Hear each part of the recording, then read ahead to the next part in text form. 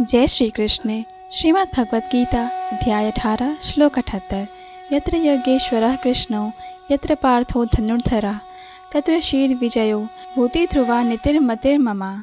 इस श्लोक में कहा गया है कि जहाँ योगेश्वर कृष्ण हैं और जहाँ परम धनुर्धर अर्जुन हैं, वही ऐश्वर्य, विजय, अलौकिक शक्ति तथा नीति भी निश्चित रूप से रहती है। ऐसा मेरा मत है। अर्थात भगवद गीता के अध्याय 18 का अंतिम श्लोक संजय के निष्कर्ष और अटूट विश्वास को प्रकट करता है। वे कहते हैं कि जहाँ योगेश्वर कृष्ण हैं और जहाँ धनुर्धर अर्जुन हैं, वहाँ निश्चित रूप से विजय, समृद्धि, ऐश्वर्य, धर्म और उत्तम नीति का वास होता है।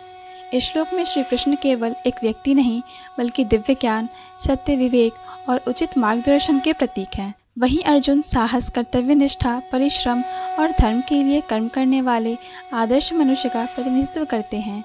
भगवान का ज्ञान और मनुष्य का समर्पित कर्म जब एक साथ जुड़ते हैं, तब सफलता अवश्य प्राप्त होती है।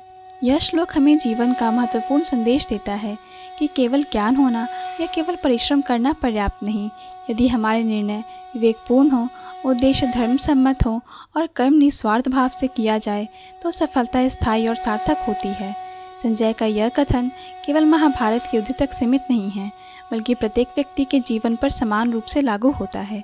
जब हम ईश्वर के मार्गदर्शन, नैतिक मूल्यों और अपने कर्तव्य का पालन करते हुए आगे बढ़ते हैं, तब जीवन में विजय, सम्मान, समृद्धि और सच्चा कल्याण निश्चित रूप से प्राप्त होता है। जय श्री कृष्ण। इस प्रकार श्रीमद् भगवद गीता के 18वें अध्याय उपसंहार संन्यास की सिद्धि का भक्ति वेदांत तात्पर्य पूर्ण हुआ। भगवद गीता का यह सफ़र मेरे लिए केवल एक पुस्तक पढ़ने तक सीमित नहीं रहा, बल्कि स्वयं को समझने और जीवन को सही दृष्टि से देखने की एक अनमोल यात्रा बन गया।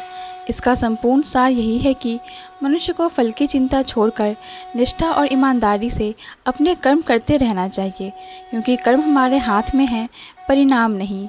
सुख दुख, लाभ हानि और सफलता असफलता में संभाव बनाए रखना ही सच्ची बुद्धिमत्ता है। गीता का एक भाव जिसने मेरे हृदय को सबसे अधिक छुआ, वह यह है कि जो व्यक्ति पूरे मन, श्रद्धा और भक्ति से भगवान श्री कृष्ण का स्मरण करता है, भगवान स्वयं उसके योगक्षेम का भार उठाते हैं और उसके जीवन का ध्यान रखते हैं।